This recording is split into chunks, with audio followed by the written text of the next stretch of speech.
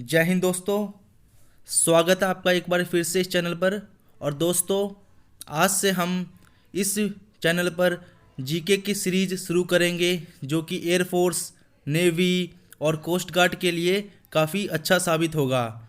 तो आज से मैं आपको यहाँ पर जीके की क्वेश्चन करवाऊँगा, जीके के इम्पोर्टेंट क्वेश्चन करवाऊँगा। जो मेरे पास जीके की बुक है, जो मॉडल टेस्ट पेपर है एयरफोर्स का वाई ग्रुप, और सभी के लिए जीके तो सबके लिए कॉमन होता है, सभी में जीके कॉमन होती है। तो ऐसा मत सोचना कि जीके ये एयरफोर्स वालों के लिए है। ये navy, air force, Y group, air force Y group में आते हैं जीके, और कोस्ट गार्ड, ये सभी के लिए बेनिफिशियल रहेगा। तो जो मैं करवाऊँगा जीके, तो आप इसको देखना कैसे पढ़ाता हूँ मैं। अगर अच्छा लगा तो आप इस चैनल को ज़रूर सब्सक्राइब कर देना, और वीडियो अच्छा लगा तो इसे आप लाइक कर देना। तो सबसे पहले हम कम से कम 15 से 20 क्वेश्चन करवाऊंगा आज मैं इस वीडियो में। तो पहला क्वेश्चन शुरू करता हूं मैं। आपको दिख रहा होगा स्क्रीन पर। तो पहला क्वेश्चन है हमारा, मौलिक कर्तव्यों को संविधान के किस अनुच्छेद में रखा गया है। तो मौलिक कर्तव्यों को संविधान के किस अनुच्छेद में रखा गया है, ये हमारा क्वेश्चन है पहला। तो आर्टिकल है 365, 51A या 14, आर्टिकल 320। तो इसका आंसर है आर्टिकल 51A। एक मिनट रुको दोस्तों, कलर चेंज। इसका आंसर है आर्टिकल 51A, हमारा फंडामेंटल ड्यूटीज़। मौलिक कर्तव्यों को बोलते हैं इंग्लिश में फंडामेंटल ड्यूटीज़। ये हमारा आर्टिकल 51A में है। तो काफ़ी इंपॉर्टेंट क्वेश्चन है ये। और टोटल फंडामेंटल ड्यूटीज़ कितने हमारे आर्टिकल में? 11 फंडामेंटल ड्यूटीज़ है। 11 फंडामेंटल ड्यूटीज़ है हमारे आर्टिकल में, और ये आर्टिकल 51A में दे रखा है, आर्टिकल 51A। और नेक्स्ट ऑप्शन को देखिए अगर हम, आर्टिकल 14, इस सी को हटा दो, सी को यूज, आर्टिकल 14, आर्टिकल 14 में दे रखा है right to equality, equality before law. ये है इक्विलिटी बिफोर लॉ, ये हमारा आर्टिकल 14 में दे रखा है। आर्टिकल 320 की बात करें, आर्टिकल 320 तो इम्पोर्टेंट नहीं है, लेकिन आर्टिकल 315 में यूपीएससी की बात करी गई है, union public service commission. Article 315 में यूपीएससी की बात करी गई है।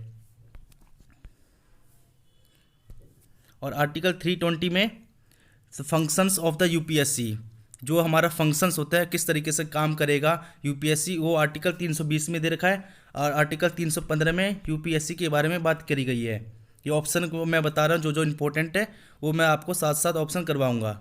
आर्टिकल 14 में right to equality, equality before law हो गया, equality before law, LAW law. 51A में फंडामेंटल ड्यूटीज़, आर्टिकल 365 ये इंपॉर्टेंट नहीं है, लेकिन इसके जगह आप 368 याद कर लो। आर्टिकल 368 इसमें दे रखा है, जो हमारा अमेंडमेंट होता है, अमेंडमेंट ऑफ द कॉन्स्टिट्यूशन, जो संशोधन होता है हमारे आर्टिकल में, वो आर्टिकल जो हमारे संशोधन होता है हमारे उसमें कॉन्स्टिट्यूशनल में, तो वो दे रखा है आर्टिकल 368 में। Article 368 related to constitutional amendment of the constitutional. ठीक है दोस्तों, तो अमेंडमेंट संशोधन किस में होता है? आर्टिकल 368 में। नेक्स्ट क्वेश्चन है, निम्न में से कौन सा सभ्यता एवं संस्कृति का प्रतीक है? ऑप्शन ए कमल का फूल, बी जैतून की टहनी, सी कबूतर, और डी सफ़ेद झंडा। तो इसका आंसर है ए। इसमें समझाने की ज़रूरत नहीं है, आपको पता होगा ये आंसर। तो कमल का फूल हो गया इसका आंसर, ए ऑप्शन। और क्वेश्चन नंबर 3 है,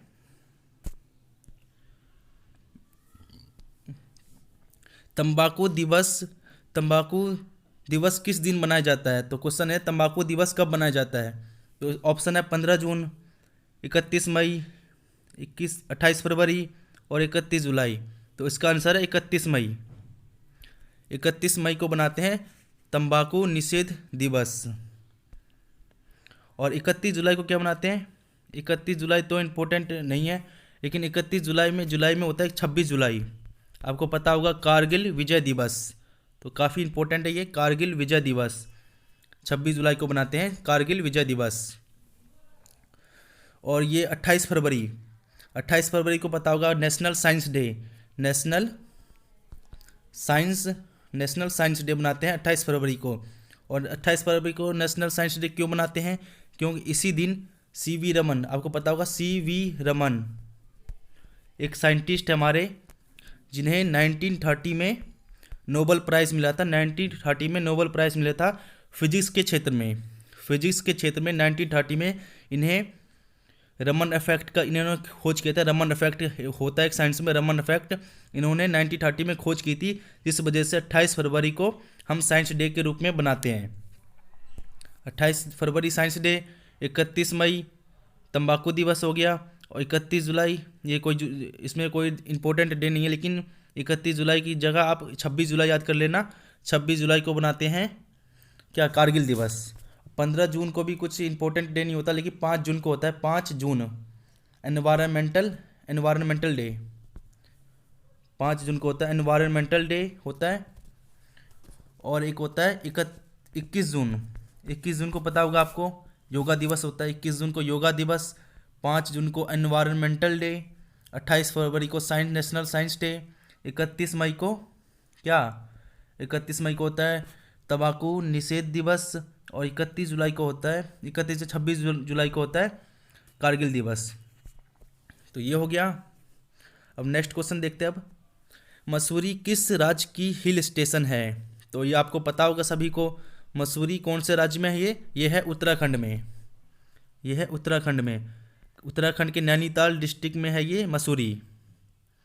ये आपको पता होगा, तो इसमें कुछ समझाने की ज़रूरत नहीं है।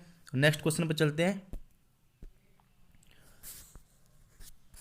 एक मिनट दोस्तों। ये फैदम किसकी इकाई है? तो इसको इंग्लिश में बोलते हैं फैदोमीटर।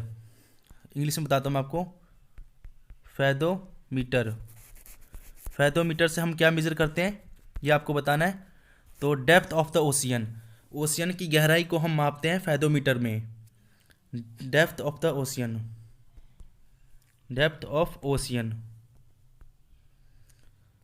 ओशियन की गहराई को मापते हैं फैदोमीटर में।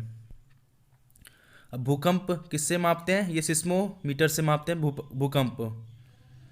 वायु की गति किससे होता है? ये आपको जवाब देना है कमेंट बॉक्स में। वायु की गति किससे हम मेजर करते हैं? और नेक्स्ट क्वेश्चन देखें। ये वाला क्वेश्चन, अंतर्राष्ट्रीय रेड क्रॉस का मुख्यालय कहाँ है? तो इसका आंसर है, ये है जिनेवा में। इस जिनेवा कहाँ पर है? ये है स्विट्ज़रलैंड में। यह है स्विट्ज़रलैंड में है जिनेवा। और स्विट्ज़रलैंड की राजधानी है बर्न। वहाँ पर एक डिस्ट्रिक्ट होगा या कोई एक शहर होगा जिसका नाम है जिनेवा। वहाँ पर अंतर्राष्ट्रीय रेड क्रॉस का मुख्यालय, हेडक्वार्टर वहीं पर है। और उनकी स्विट्ज़रलैंड की राजधानी है बर्न। और मैं बात करूँ वर्ल्ड रेड क्रॉस डे कब मनाया जाता है? इसी से मेरे को याद आ गया एक question. World red cross day कब मनाते हैं हम? ये बनाते हैं 8 मई को। 8 मई को बनाते हैं वर्ल्ड रेड क्रॉस डे। 8 मई को बनाते हैं वर्ल्ड रेड क्रॉस डे। और अंतर्राष्ट्रीय रेड क्रॉस का मुख्यालय कहाँ पर है? जिनेवा में। और नेक्स्ट क्वेश्चन है, निम्न में से किस अधिकार को संविधान संशोधन द्वारा समाप्त कर दिया गया है? ये आपको पता होगा, राइट टू प्रॉपर्टी, संपत्ति का अधिकार, ये समाप्त कर दिया गया है। अकॉर्डिंग किस संशोधन के आधार पर? ये आर्टिकल संशोधन किया गया था 44th अमेंडमेंट। 44th अमेंडमेंट 1978 में किया गया था संशोधन। इसके तहत ये वाला अधिकार हटा दिया गया था। संपत्ति का अधिकार हमारे आर्टिकल से हटा दिया गया था।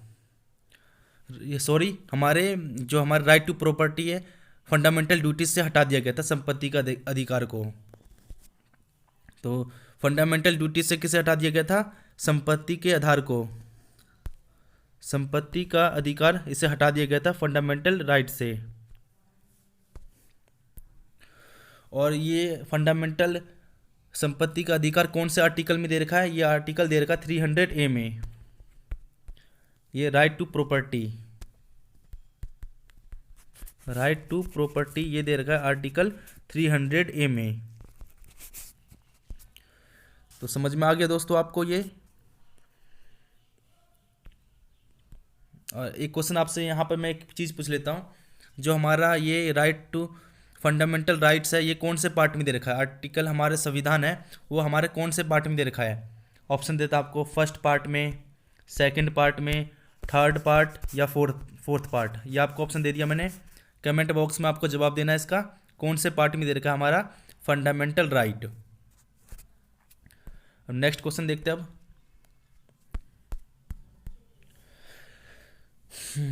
नेक्स्ट क्वेश्चन है, मेमोरी को ऑपरेटिंग सिस्टम को लोड करने की प्रक्रिया को क्या कहते हैं?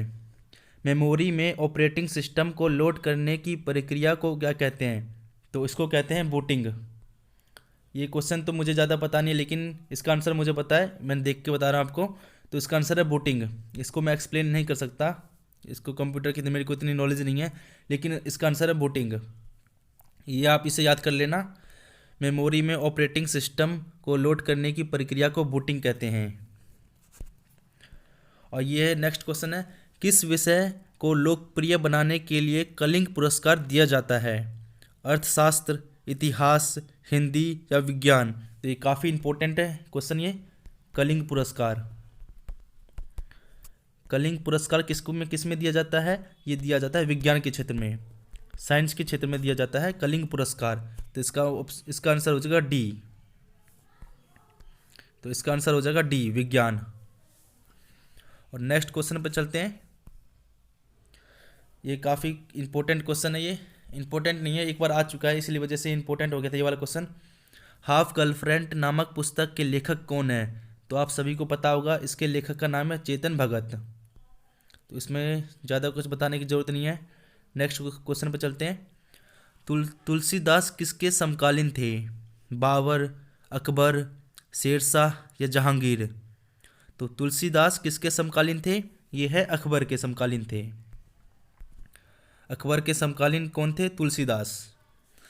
नेक्स्ट क्वेश्चन, कुछ आदमियों द्वारा किया गया शासन कहलाता है ऑटोक्रेसी, एरिस्टोक्रेसी, थियोक्रेसी, ओलिगार्की?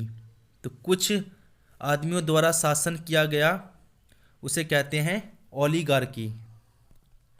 तो इसका आंसर हो जाएगा सी।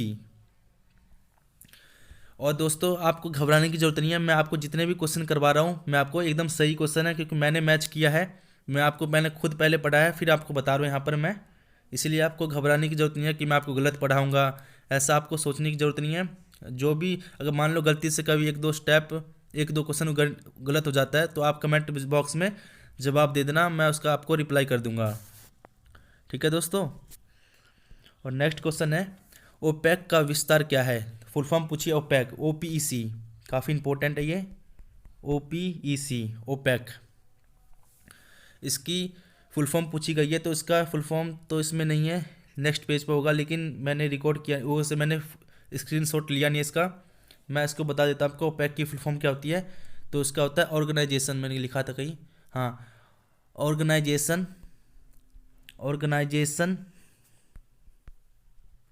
स्पेलिंग देख लेना आप, यहाँ पर लिखा काफ़ी बड़ा हो रहा है, लिख नहीं पा रहा मैं।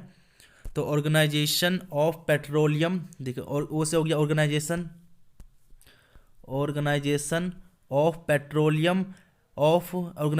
Petroleum exporting countries, organisation of petroleum exporting countries.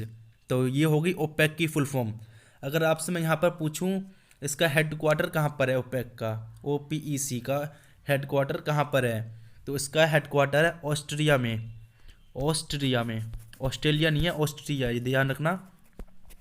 एक ऑस्ट्रेलिया होता है, एक ऑस्ट्रिया देश का नाम है। ऑस्ट्रिया में एक वेना नाम की जगह है जिसकी राजधानी वेना है, वहाँ पर है आपका ओपेक की headquarter. Headquarter of the OPEC कहाँ पर है? वेना में, जो कि ऑस्ट्रिया की राजधानी है। हो गया organisation of petroleum exporting countries, ये होगी इसकी फुल फॉर्म।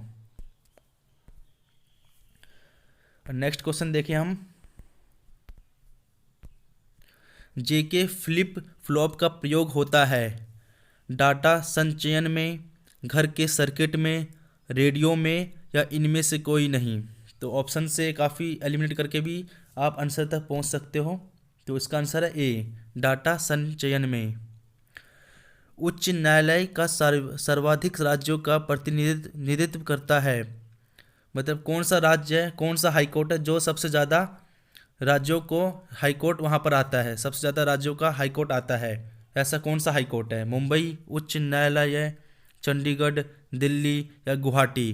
तो इसका आंसर है गुवाहाटी। इसमें टोटल 4 राज्यों के हेड हाईकोर्ट आते हैं। एक तो गुवाहाटी, एक तो असम हो गया खुद का, असम हो गया, नागालैंड, असम हो गया, नागालैंड, एक अरुणाचल प्रदेश और एक मिजोरम हो गया। ये 4 राज्य हो गए। असम खुद का हो गया एक, गुवाहाटी, असम हो गया, नागालैंड, आंध्र प्रदेश, अरुणाचल प्रदेश और मिजोरम। ये 4 राज्य है जिसका हाई कोर्ट आता है गुवाहाटी के अंदर, गुवाहाटी उच्च न्यायालय के अंदर आता है। नेक्स्ट क्वेश्चन है, वित्त मंत्रालय के अधीन कितने विभाग हैं? तो इसका आंसर है 5। आप इसे रट लेना, 5 होते हैं। वित्त मंत्रालय के अधीन कितने विभाग है? 5।